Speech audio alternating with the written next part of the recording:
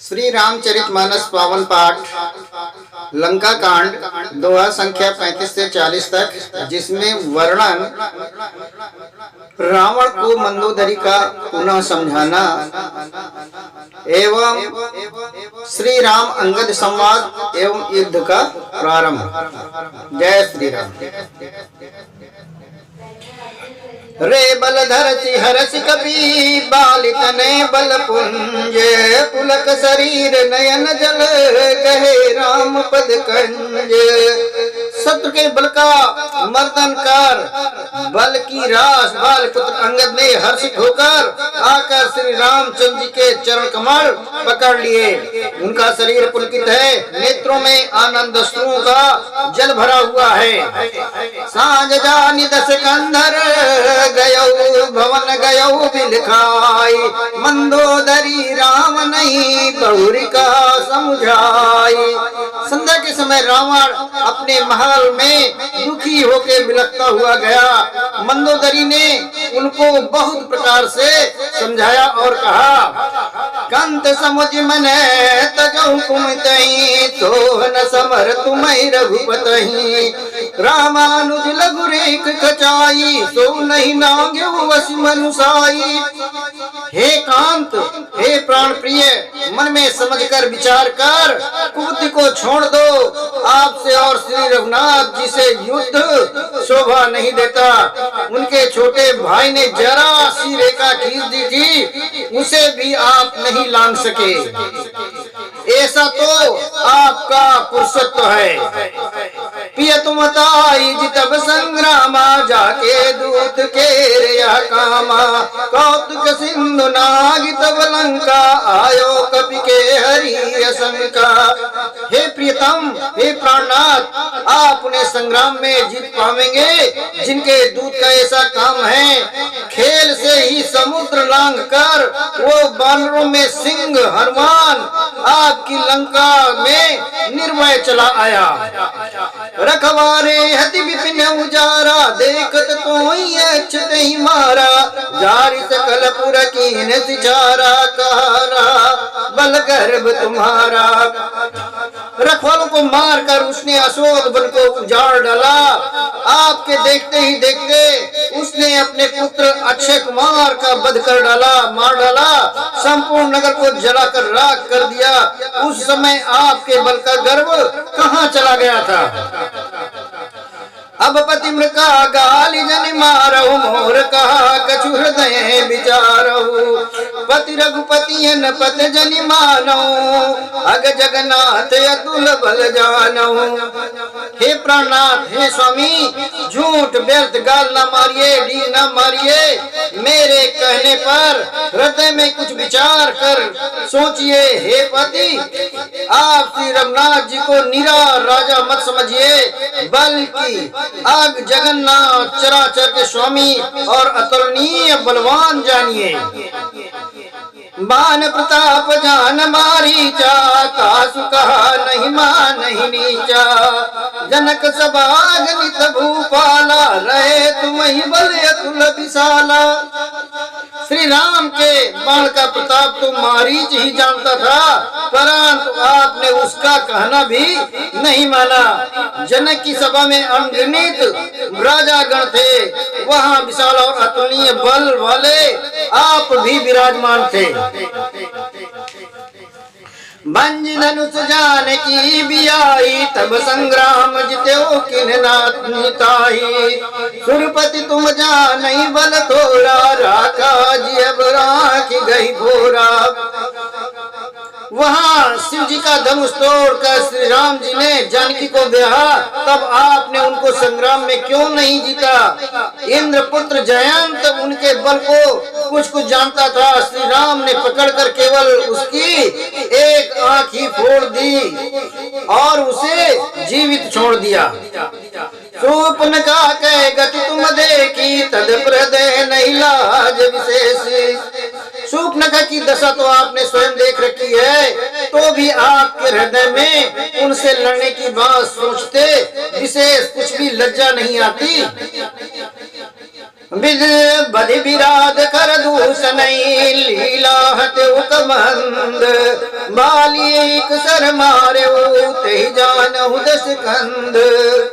जिन्होंने विराध और खरदूषण को मार कर लीला से ही कबंद को मार डाला और जिन्होंने बाल को एक ही बाण से मार दिया, हे दशकंद आप उन्हें उनके महत्व को समझिए, उनके बल को और उसको समझिए। जही जलनाथ बदायऊ हेला उतरे प्रभु दल सहित सुबेला कारुणिक दिन कर कुल के तू दूत पठाऊ बतवैत हेतु। जिन्होंने खेल में ही समुद्र को बांध लिया और जो प्रभु सेना सहित सुबेल पर्वत पर उतर पड़े, उन सूर्य कुल के ध्वजा स्वरूप कीट को बढ़ाने वाले अरुणा में भगवान ने आप ही के हित के लिए दूत भेजा था कि आपका अहित न हो। सभा माज जई तव बल मथा करि बरूथ बहु मृगपति जथा अंगद हनुमत अनुचर जाके रन बाकुरे वीर अति बाके। जिसने बीच सभा में आकर आपके बल को उसी प्रकार मत डाला जैसे हाथियों को झुंड में आकर सिंह उसे छिन्न भिन्न कर डालता है। रण में बांके अत्यंत विकट और वीर अंगद और हनुमान जिनके सेवक हैं। तई कापी पुनि पुनि नर काऊ मुदा मान ममता मद बाऊ आहा कंत कृत राम विरोधा काल विवश मन उपज न बोधा। हे पतिदेव इन्हें आप बार बार मनुष्य कहते हैं, आप व्यर्थ ही मान ममता और मद का बोझा ढो रहे हैं। हाँ प्रीतम आपने श्री राम से विरोध कर लिया और काल के विशेष बस होने से आपके मन में अब भी ज्ञान उत्पन्न नहीं हुआ। काल दंड गई काहु न मारा हरई धर्म बल बुद्धि विचारा निकट काल जई आवत साई ते भ्रम होई तुम्हारी नाई। काल दंड लाठी लेकर किसी को नहीं मारता, वो धर्म बल बुद्धि और विचार को हर लेता है। हे स्वामी जिसका काल मरण समय निकट आ जाता है उसे आपकी ही तरह भ्रम उत्पन्न हो जाता है। दुई सुत मरे दयपुर अजौपुर पिय देव कृपा सिंधु रघुनाथ भजी नाथ विमल जसु लेहु। आपके दो पुत्र मारे गए और नगर जल गया, सो हुआ। हे प्रियतम अब भी इस भूल की पूर्ति समाप्ति कर लीजिए, श्री राम से बैर को मन से त्याग दीजिए और हे नाथ कृपा के समुद्र श्री रघुनाथ जी को भजकर निर्मल यश लीजिए। नारी वचन सुनी बिसिक समाना सभा गयो उठियोत बिहाना बैठ जाई सिंहासन फूली अति अभिमान त्रास सब भूली।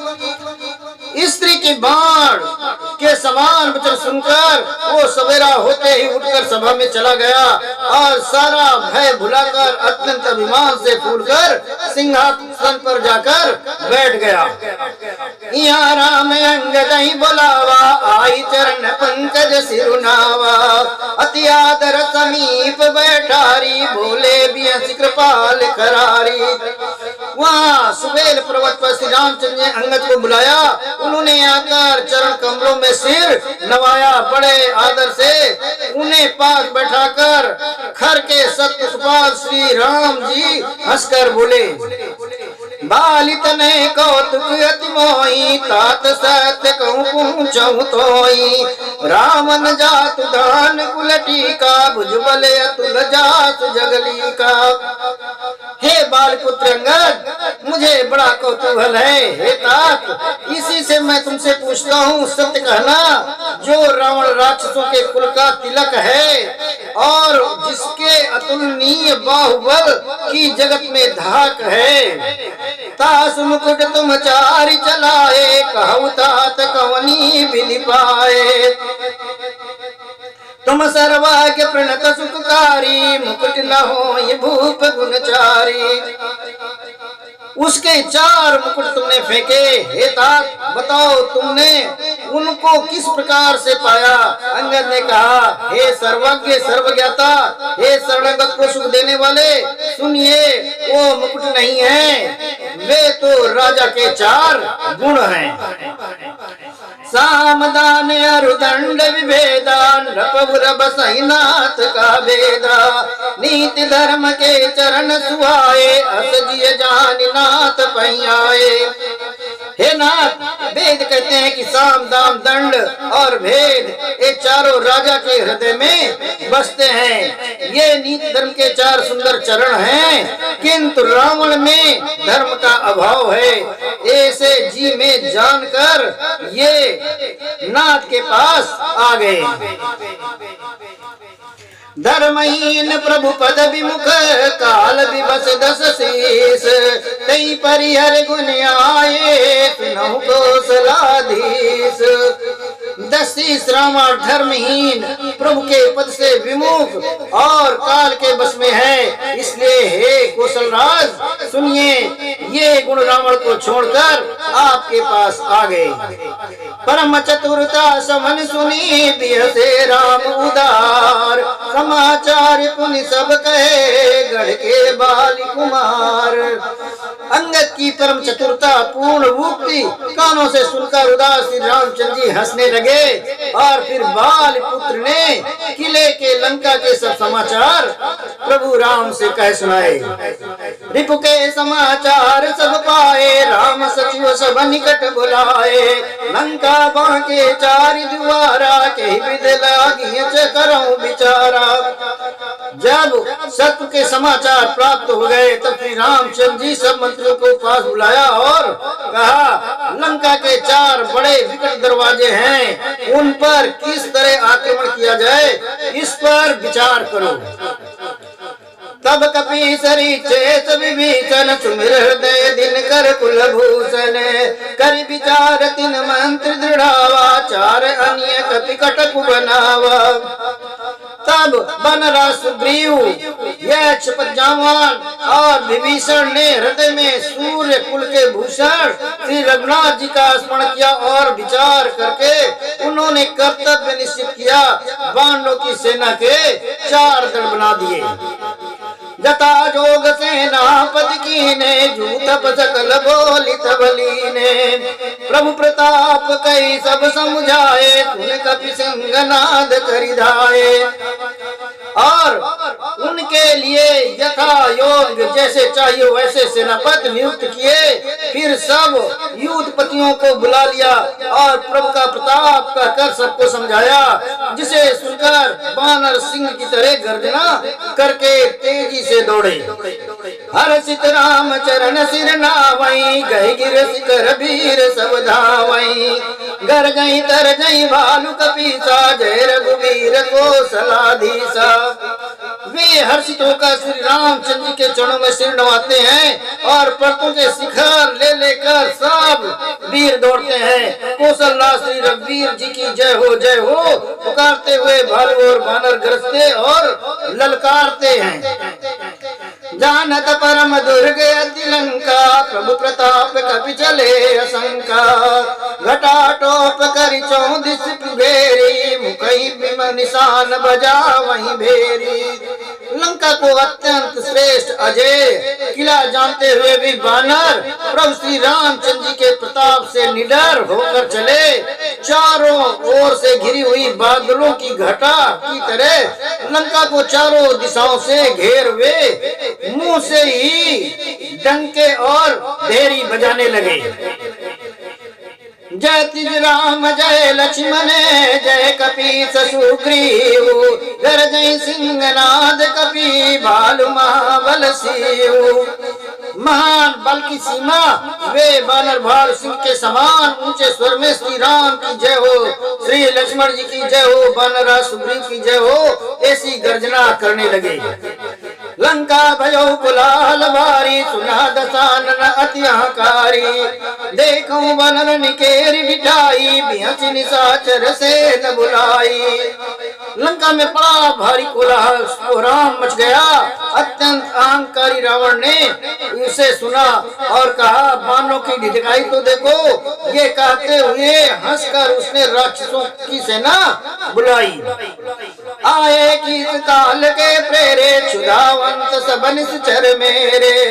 अस कही अट्टहास चटकी ना, ग्रह बैठे आहार विधि दीना। बंदर काल की प्रेरणा से चले आए, मेरे राक्षस सभी भूखे हैं, विधाता ने इन्हें घर बैठे ही भोजन दे दिया। ऐसा कहकर उस मूर्ख ने अट्टहास किया। वो बड़े जोर से ठहाका मारकर हंसा। सुबट सकल चारि दिस जाऊ, धर धरि भालू की सब खाऊ। तुम्हारा मनई अस अभिमाना, झिमटी डिब कग सूत उताना। और बोला, हे वीरों, सब लोग चारों दिशाओं में जाओ और रीछ बानर पकड़ पकड़ कर खाओ। शिव जी कहते हैं, हे उमा, रावण को ऐसा अभिमान था जैसे टिटहिरी पक्षी पैर ऊपर की ओर करके सोता है, मानो आकाश को उसने स्वयं थाम रखा हो। चले निशाचर आय सुपाई, गई कर भिंड पाल भर सांगी। चले निशाचर आय सुमांगी, गई कर भिंड पाल भर सांगी। तोमर मुगर पर सुप्रचंडा, शूल कृपान पर गिरिखंडा। आज्ञा मानकर और हाथों में उत्तम भिंडपाल, सांगी, बर्छी, तोमर, मुदगर, प्रचंड, फरसे, सूल, दुधारी तलवार, परिद और पहाड़ों के टुकड़े लेकर राक्षस चले। जिमियर नो पल निकर नियारी, धामई सट खग मांस आहारी। चोंच भंग दुख नहीं न सूझा, तिमिधाए मनुजा दे अबूधा। जैसे मूर्ख मांसाहारी पक्षी लाल पत्थर का समूह देखकर उस पर टूट पड़ते हैं, पत्थरों पर लगने से चोंच टूटने का दुख उन्हें नहीं सूझता, वैसे ही वे बेसमझ राक्षस भालू और बंदरों की तरफ दौड़े।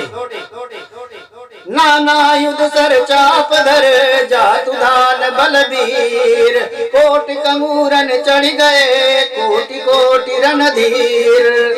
अनेकों प्रकार के अस्त्र शस्त्र और धनुष बाण धारण किए करोड़ों बलवान और रणधीर राक्षस वीर परकोटे के कंगूरों पर चढ़